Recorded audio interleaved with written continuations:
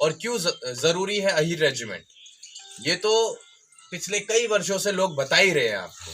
मैं कह रहा हूं ये अहीर रेजिमेंट ही एकमात्र ऐसा मुद्दा है जो आपके पूरे समाज को एक छत के नीचे बैठा रहा है। नहीं तो राजनीतिक विचारधाराओं ने आपको इस कदर बांट चुका है, इस तरह तोड़ चुका है कि अगर मैं कांग्रेस में हूं, समाजवादी में हूं, भाजपा में हूं या आम आदमी पार्टी में हूं, तो मैं उस व्यक्ति के समाज के कार्यक्रम में बिल्कुल नहीं जाऊंगा। हालांकि वो मेरे समाज के, उसके बावजूद मैं नहीं जाऊंगा, ये देखते हुए कि झंडा तो यहाँ किसी और का लगा हुआ है। तो यहां मैं सिर्फ इतना ही कहना चाहूंगा कि ये पीला झंडा आप देख लेना अहीर रेजिमेंट का, जहां आपको दिख जाए अपनी राजनीतिक विचारधाराओं को साइड में रखकर यहां जुड़ जाना।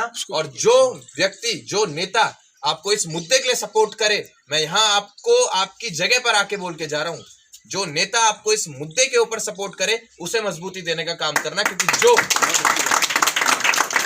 जो आज आपके साथ खड़ा है, निश्चित तौर पर वो कल को खड़ा मिलेगा। जो आपके साथ आज संघर्ष में है, वो कल को आपके साथ कंधे से कंधा मिलाकर चलेगा। नहीं चलेगा तो नेता से हम नहीं है, हमसे नेता है। ये भी आप लोग ध्यान रखना। अपनी गाड़ी खुद चलाओ, गाड़ी का स्टीयरिंग खुद अपने हाथ में रखो।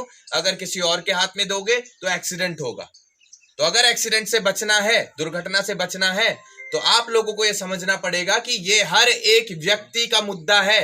ये जितना मेरा है उतना ये यहां बैठे हर एक व्यक्ति का है।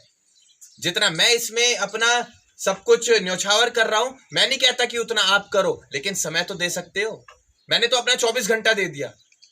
मैंने तो अपना काम धंधा सारी चीजें बंद कर कर युवाओं को एक साथ लेके चलने का एक जो सपना है, पूरे राष्ट्र में इस मुद्दे को फैलाने का जो सपना है, उसको लेकर तो मैं चल ही रहा हूं। क्योंकि ये अहीर रेजिमेंट एक मुद्दा है, ये आपके समाज के तमाम मुद्दे सॉल्व करवा सकता है। क्या आपको नहीं लगता कि जिस दिन आप लोग एकत्रित होकर एक ही आवाज में संगठित होकर कहीं खड़े हो गए, तो सरकारें एक नहीं आपके ऐसे 10 मुद्दे सॉल्व करवा देगी।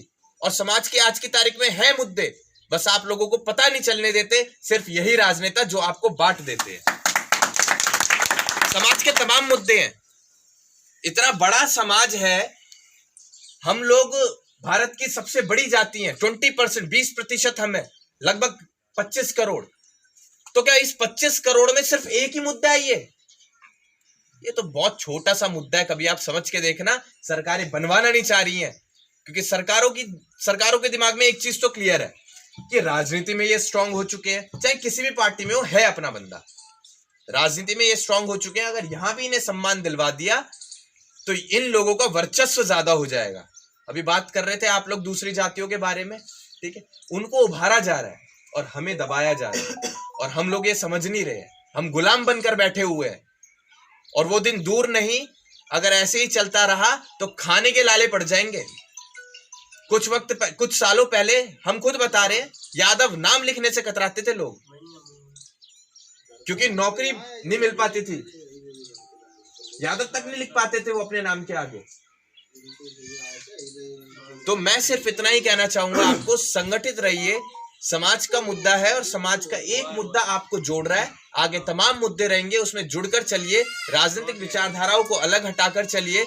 और मैं अब युवा पीढ़ी से भी ये कहना चाहूंगा, समाज में उठना बैठना शुरू कीजिए। समाज में बैठने की कोई उम्र नहीं होती है। हमसे पिछली 2 पीढ़ियों ने यह सिखा दिया बच्चों को कि कहां बैठा है तो ये तेरी उम्र के लोग हैं। पढ़ाई के बारे में कि अच्छी पढ़ाई कर, अच्छी नौकरी लगेगी, अच्छी जगह शादी होगी, बच्चे होंगे। इन्हीं चीजों में उस बच्चे को ऐसा कर दिया कि वो उससे बाहर ही निकल पा रहा। और उसी की मैं आज आपको ये कंडीशन बताऊंगा कि वो बच्चा अपने माँ बाप से भी दूर हटता जा रहा है। और ये वास्तविकता है, क्योंकि उसके ही माँ बाप ने, और इसके लिए जिम्मेदार भी उसके माँ बाप ही हैं। क्योंकि उन्होंने क्या सिखाया अपने बच्चे को? मैं, तेरी नौकरी, तेरी शादी, तेरे बच्चे, तेरा घर परिवार, तेरा ही सब कुछ। और वो अपने माँ बाप तक को छोड़ के चले जाता है। तो कभी इस चीज को महसूस करके देखना आप कि समाज से हम लोग हट चुके हैं।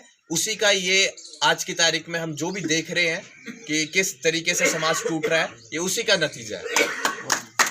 समाज को अगर जोड़ना है, मैं कह रहा हूं ये वाली पीढ़ी, हम जैसी पीढ़ी और आने वाली वो पीढ़ियां, इन पर काम करना है हमें। और इस पर काम करेगा कौन? जो भी हमसे बड़े हैं। वो ये ना कहें, युवाओं का मनोबल बिल्कुल भी ना तोड़ें कि ये क्या कर रहे हो तुम, इसमें कुछ नहीं रखा, हमने करके देख लिया। अरे आपने करके देखा होगा, सरकार भी तो बदलने का 5 साल तक इंतजार करते हैं, उसके बाद भी उसी जोश के साथ 5 साल बाद फिर लौटते हैं, फिर भी हार जाते हैं तो अगले 5 साल बाद फिर लौटते हैं। तो जब आप यहां पर इतना इंतजार कर सकते हो तो समाज को थोड़ा सा उभारने में अपनी एक पीढ़ी पर आप एक योजना नहीं लगा सकते 5 साल की? सिर्फ एक योजना खर्च नहीं कर सकते आप अपनी नई पीढ़ी पर? यही नई पीढ़ी कल को आपके समाज को पहचान दिलाएगी। कौन लड़ेगा बताओ? बताओ यहां पर जितने लोग बैठे इनमें से आगे आगे आने वाले कुछ सालों बाद लड़ने लायक कौन बचेगा? किसकी हड्डी में ताकत होगी? तो उस पर टाइम लगाओ ना, जिसे आपको लग रहा है कि हाँ भाई ये लड़ सकता है, इसकी हड्डी में जान है, ये उभरता हुआ बंदा है, ठीक है, इसकी उम्र भी है, ये 5 साल बाद 10 साल बाद 20 साल तक भी इसके अंदर जोश है, आवाज उठा सकता है, समाज के मुद्दे उठा सकता है, उसे आज से मजबूत करना शुरू करो ना। क्यों इंतजार कर रहे हो? जिसके सर के बाल सफेद हो गए, 70-80 साल की उम्र में आ गया वो बंदा, उसी को मजबूत बनाने का आप काम कर रहे हैं। वो चले गया तो कौन करेगा फिर? जब वो चले गया तो कौन उठाएगा आपकी आवाज को? कौन उठाएगा आपके समाज के मुद्दों को?